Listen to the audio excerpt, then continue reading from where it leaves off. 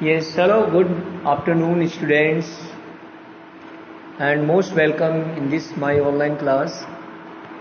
Dear student, today again I am going to revise and explain the question answers of chapter number 3, the Delhi Sultanate.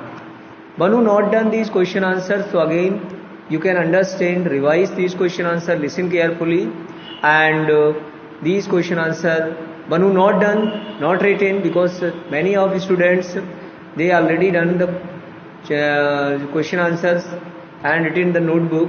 One who not done, they will write again. Today they can write in the notebook of SST in the part of history, and because exam is coming very soon, so these question answers will help you in your examination period, because sometimes you know that how many questions are, so please check it and revise it. These questions one who not done, so they can write these question answer in your SST notebook.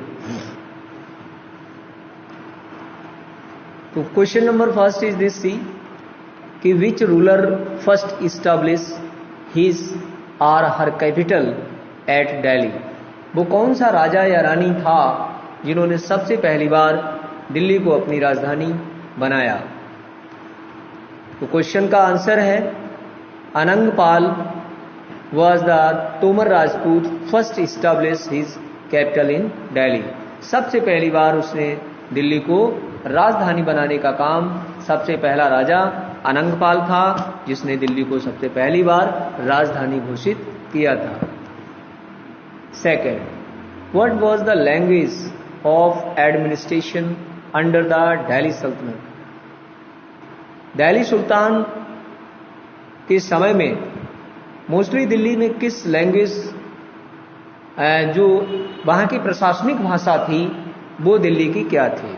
तो see this, Persian was the language of administration under the Delhi sultan. Delhi सुल्तान के अधीन जो वहां की प्रशासनिक भाषा का प्रयोग किया जाता था वो थी पर्शियन भाषा. जो पर्शियन लैंग्वेज थी उसका मोस्टली यूज किया जाता था सरकारी कार्यकलाप यानी कामकाज में. In whose reign did Delhi sultanate reach its farthest extent. Sultanate reached its farthest extent and in the region Mohammad Tughlaq. जो मोहम्मद तुगलक था उसने उसके शासनकाल में अपने राज्य को दूर दूर तक बढ़ाया. From which country did Ibn Battuta travel to India. Ibn Battuta travelled in India from Morocco. Morocco से क्वेश्चन आया है कि इबन बतूता कहाँ से आया था.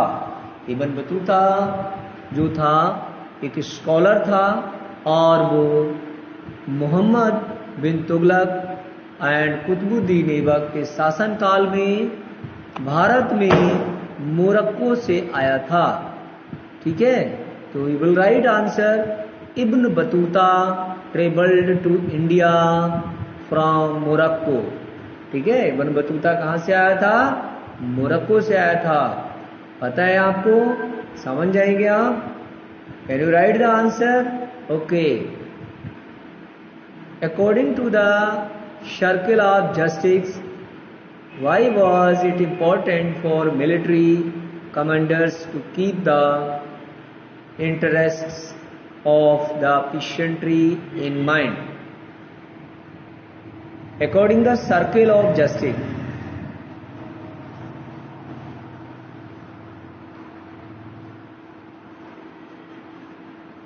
it was important for military. न्याय के अधीन ये बहुत जरूरी था सेना के कमांडर्स को, military commander, to keep its interest of the peasantry in the mind, because a king can't survive without soldiers and soldiers can't without salary, and salaries of the soldiers came from the revenue collected. from peasants, but peasants can pay the revenue only when they are prosperous and happy. उन्होंने बताया कि जो राजा होता था, जो अपनी सेना को सैलरी का जो पेमेंट करता था, क्योंकि राजा जो किंग था उसका जीवन सैनिकों के अधीन था। अगर जितना सैनिक ताकतवर उतना राजा ताकतवर, जो सैनिक जितना ब्रिलियंट उतना राजा ब्रिलियंट। अब ये राजा इसी बात की जो पे सैलरी यानी पेमेंट करता था अपने सैनिकों को, तो वो सैनिक का जो पेमेंट होता था वो सैलरी पीसेंट से आती थी।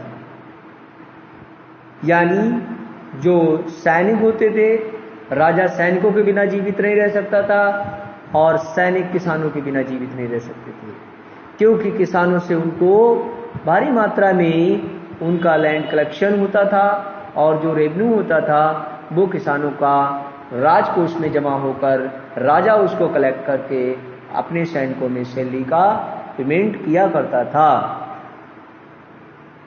तो उनका राजा का मानना था कि प्रत्येक सैनिक का एक कमांडर, सभी को कृषि का ज्ञान होना चाहिए और सैनिकों के प्रति वो किसी प्रकार का दुर्व्यवहार ना करें और सैनिकों का सम्मान करें, क्योंकि जय जवान जय किसान। तो जवान और किसान दोनों मिलकर उस समय ये एक दूसरे के साथ सपोर्ट में रहते थे। अगर किसान बेकार हो गया तो जवान बेकार हो गया, अगर जवान बेकार हो गया तो राजा बेकार हो गया। What is the meant by internal and external frontiers of the sultans? Internal means and frontiers of the sultanate include the hinterland.